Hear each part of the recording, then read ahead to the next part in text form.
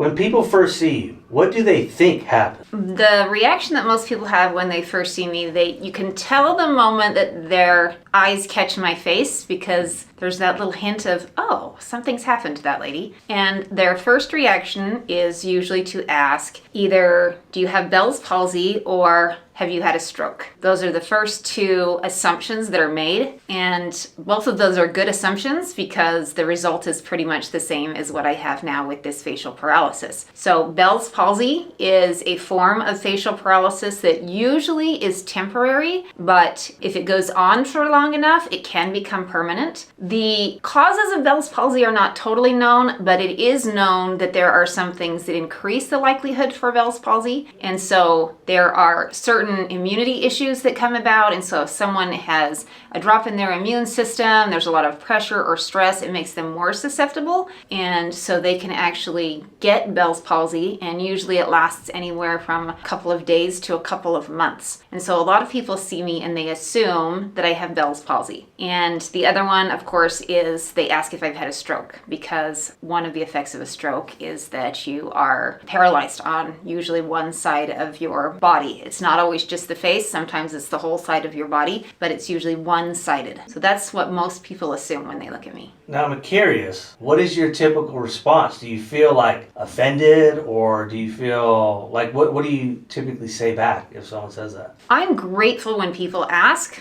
because it means they want to learn, they want to understand. And I think when we take the opportunity to understand someone's story, then we are much more accepting of them and their situation. I think it's when they don't ask and they just wonder and they're imagining things in their head and they're shushing their children, telling others not to ask. I think that is actually where the greater harm comes. For me, I'm always glad to tell them what's going on and explain the situation, because if they want to know, I want to help them understand, because it'll help them. Number one, it'll educate them. It'll also help them understand my personal situation more. For me, it's not just the paralysis. It comes with all of the other side effects that are left. Dizzy spells and headaches and imbalance and decreased energy, all of those things that wouldn't necessarily accompany you if you just had Bell's palsy. So giving that extra little bit of information and education, I think it's good for everyone. And then anytime you can have a positive interaction with someone and get to know them and their story, I think all of those things also contribute to,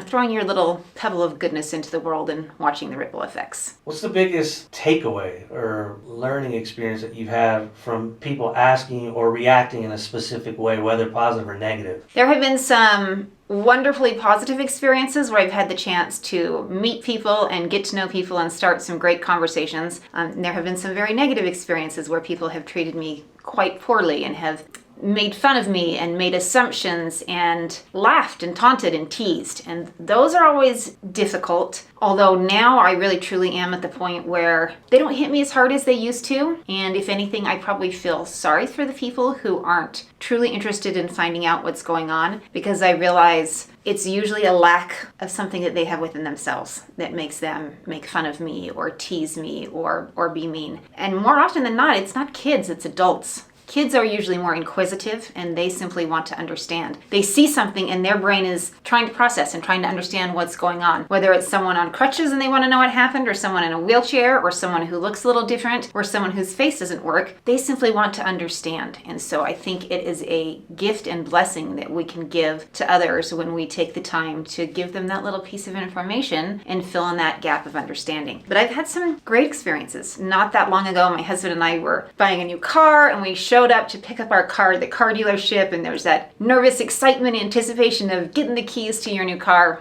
And there were some people waiting in the lobby and they were eating snacks while their car was being worked on. And there were these two little girls. And I noticed immediately that they saw me. And we started talking to the dad, and he was very friendly and very kind. But I know he wasn't about to ask anything. But I kept noticing the little girls just kept giving me that look like, something's different. What's going on with her? And so I didn't even wait for them to ask. I said, you'd probably notice that there's something a little different about my face. And immediately the girls perked up and nodded their heads and wanted to know. And so I simply gave them a little very easy explanation of, just like if someone has a broken bone and it means their legs don't work and they're on crutches, I said, I have something that didn't work inside of my brain and it made it so that this part of my face doesn't work. So I still can do all the things that you do, I just have to do them all on one side of my face. So I have to chew all my food on this side and I have to talk out of this side of my mouth and it means my eye doesn't blink and I can't smile as well. I said, but everything else about me is pretty normal and you just have to understand that there's a little part of my brain that doesn't work and because of that, that makes my face not work. And as soon as they heard that explanation, oh, okay. And then they were back to playing and we were having a delightful conversation. And their dad afterwards came up to me and said, thanks so much for doing that. I'm sure they wouldn't have been brave enough to ask, but he said, that's really appreciated.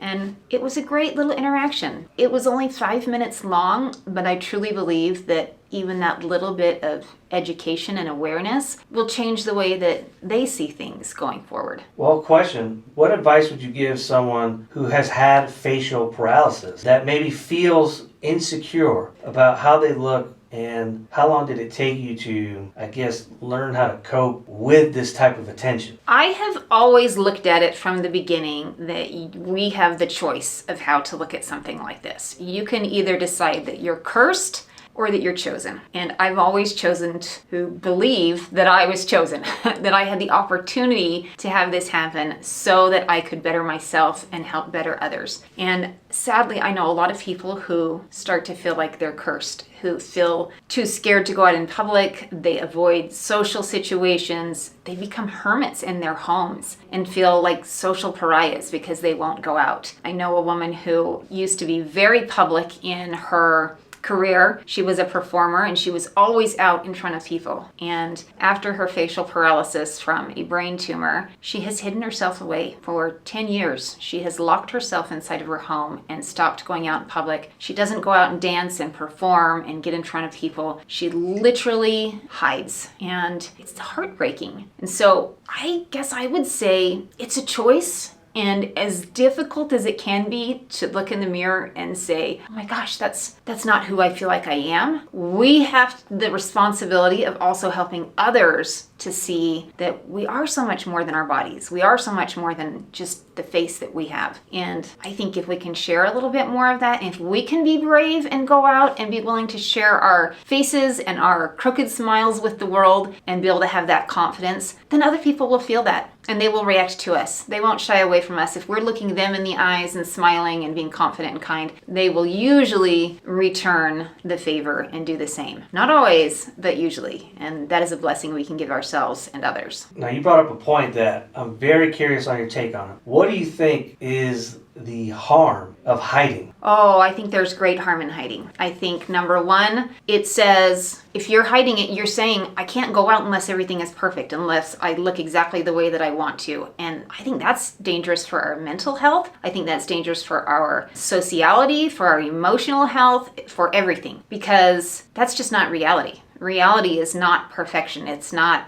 Kardashians. It is the ups and downs of messy lives made beautiful in the mess, made beautiful in dealing with the things that are wrong at the same time there are other things that are right. And by hiding away, I almost think you obsess over it a little bit more and you start to focus on it instead of being out in public and focusing on others and focusing on the good you can do and the other things you have to bring to the world. I think you tend to focus more on what you lack and the things that are wrong. And I think that creates a negative cycle. The other thing is then people miss out on having the opportunity to interact with you. And so if we shut away everyone who looked different, what would that say? If only the perfect looking people could go out in the world, that would be a very sad place to live. And so I think the more we can normalize people with facial differences and physical differences, the better we will be in the world. And there's a lot of talk of DE&I these days and getting people out there that have different backgrounds and believe different things. But I truly believe that in order for us to truly accept each other, one thing we have to be much more accepting of is people's physical differences. And facial differences is a big part of that, because the face is the one part of you that is shown every single day. It's a part of your uniform that you can't take off and you can't really change without some major intervention. And so people see it and see you every day. And so if we can be more accepting and loving and gracious of people who look a little bit different, then I think the better we will be as a whole.